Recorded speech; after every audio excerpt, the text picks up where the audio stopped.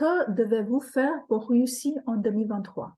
Tout d'abord, je vais vous expliquer cette partie de votre plan partir qui se trouve en bas à gauche de votre plan si vous avez déjà imprimé. C'est votre structure personnelle. Il y a en tout 5 éléments: la terre, le métal, l'eau, le bois et le feu. Certaines personnes sont nées avec plus d'éléments eau, bois, feu. Alors, la structure natale est en jaune. Pour savoir ce que vous devrez faire pour réussir en 2023, il faut regarder la partie violet.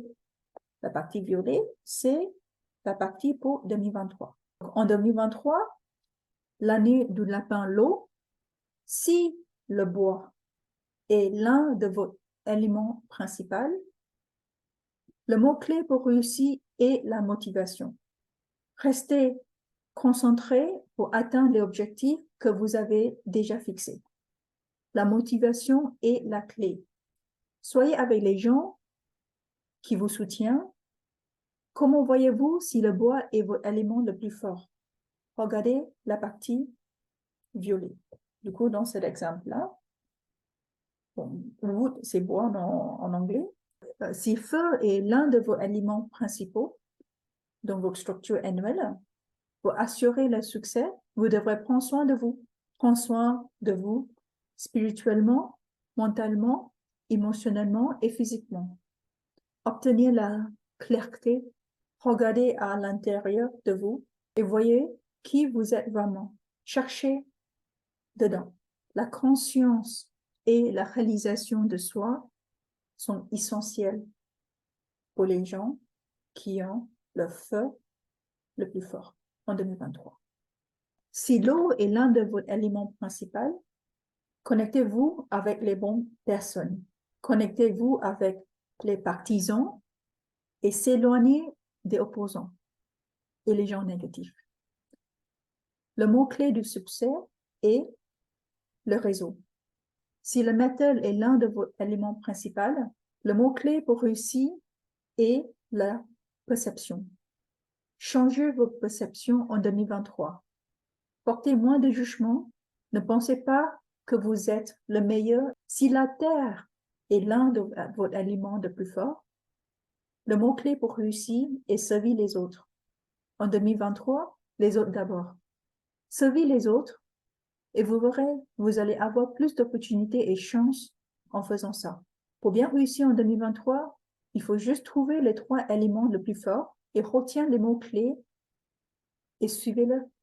Maintenant, on va partir sur ce que vous ne devrez pas faire en 2023.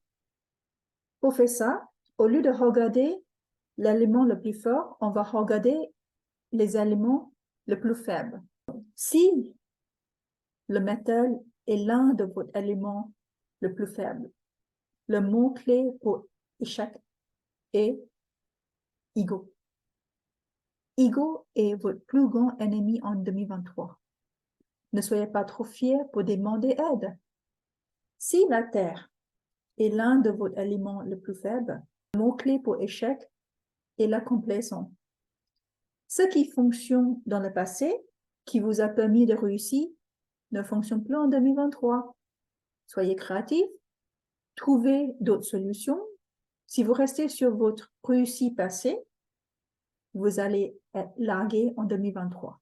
Donc, si le feu est l'un de vos éléments les plus faibles, le mot-clé pour échec, c'est la perfection. La recherche de la perfection empêche le progrès et le succès. Ne cherchez pas la perfection et tout ira bien. Alors, si l'eau est l'un de vos éléments les plus faibles, mot-clé pour échec est soupçonne. Je sais, il est important de faire confiance aux personnes en qui vous pouvez avoir la confiance, mais cette année, suivez votre instinct. Si le bois est l'un de vos éléments les plus faibles, le mot-clé pour échec est les opposants. N'écoutez pas les opposants. Tous les commentaires et conseils ne sont pas bons à prendre. Tenez compte uniquement les bons conseils. Alors, trouvez les 3 éléments les moins forts et retiens les mots-clés pour le reste de 2023 pour pas tomber dans l'échec.